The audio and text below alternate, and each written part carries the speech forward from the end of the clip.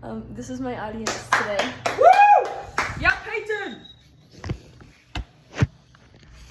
This is why I'm taking this class. Okay. My speech today is about why we should all strive to use more sustainable products in place of our single-use plastics. Single-use plastics are kind of a very widespread household item since around the 60s when they were first introduced into like commercials and things like that. However, these products haven't been known to be very sustainable in our lives and in our environment. Did you know that none of our plastics actually disappear? They don't break down fully. They just break down into things called microplastics. If you haven't heard of microplastics, they are pretty much just teensy little particles of plastic that are almost undetectable by the human eye. They're found in our clothing, in our food, and in all of our livestock nowadays. If you've ever stored food in plastic containers or bags, you've likely eaten these microplastics and they're now inside of you. Single-use plastics are harmful to the environment and us, and there are more sustainable products out there that we can use in place of them. I used plastics my whole childhood, and I had never heard about microplastics. I always thought that they were kind of just like myths.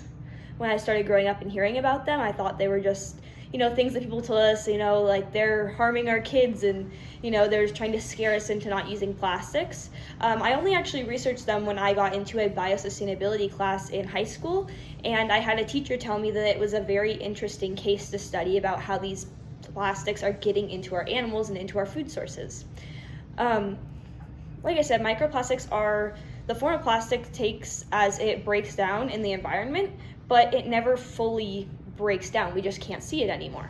As the Oxford Dictionary defines them, microplastics are very small pieces of plastic debris in the environment due to disposal and/or breakdown of consumer products and industrial waste. These plastics exist in the environment, not just around it.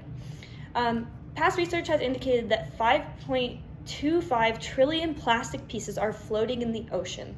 But a new study that has just recently came out said that there is about 10 times more than what we previously thought, due to new technology finding more.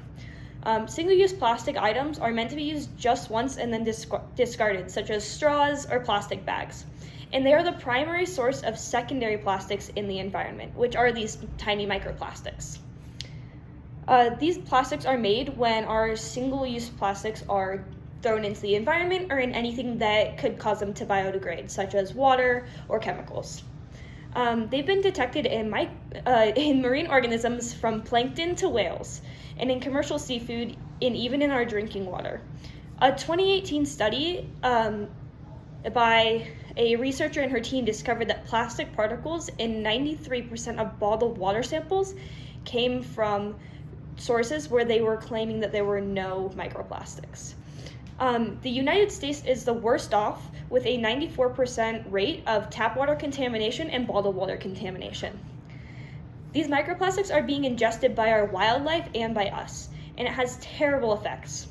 Wildlife such as fish and even our water has been found to have many of these microplastics inside of them, and we're eating them and giving them to our pets and people that we love, and it's not a food. It's not something that we should be digesting. These marine microorganisms, these marine organisms have been found to have these microplastics even after processing, such as fish in sea markets and, like I said, in our drinking water. This is after it has gone through all of the processing that is needed for us to be able to consume it. We do not have the technology now to be able to detect these and to weed them out so that we are not eating it ourselves. Although it might seem scary to think about these microplastics in our environment, there are ways that we can avoid them. There are many sustainable and cheap ways to limit our exposure to microplastics. The use of glass containers and metal straws instead of plastic containers and plastic straws is a great way to limit exposure. We can start using these products in place of our plastic products and start disposing of our plastic products in an environmentally friendly way so that they aren't contributing straight into our microplastics. Because if we just throw out these plastics and start using our other ones, they're going to go to the same places they would have eventually. Single-use plastics such as plates and cutlery are made from recycled materials and things like that are easier to break down because they've already started that breakdown process. So anything that has been recycled or is advertised as recycled material is actually a little bit worse for you because it's already getting into that version of microplastics that is harmful to us. Things such as plastic bags and plastic containers can even start releasing these microplastics into our foods as they're sitting in the containers. When we heat up our food in the microwave, when the containers get too cold and then heat up again, there's a layer of film that is coming off of those, and those plastics are starting to degrade. If you've ever noticed that your containers that you have food in start turning orange when you put spaghetti sauce in it or things like that, that's because of the acid breakdown that is causing those plastics to start becoming rough so that things can get in between the surface. That is not just staining.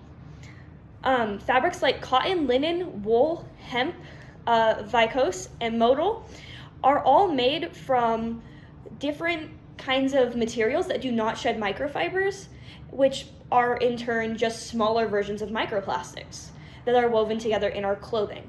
So even our clothing is containing these microplastics that are very harmful to our environment. And every time that we're washing our clothes in this heated water in this soap, it's breaking down those microplastics and releasing it back into our environment. I encourage you all to take a look at your lives and find out how you can decrease the amount of microplastics that you and your family are putting into the world and into your homes.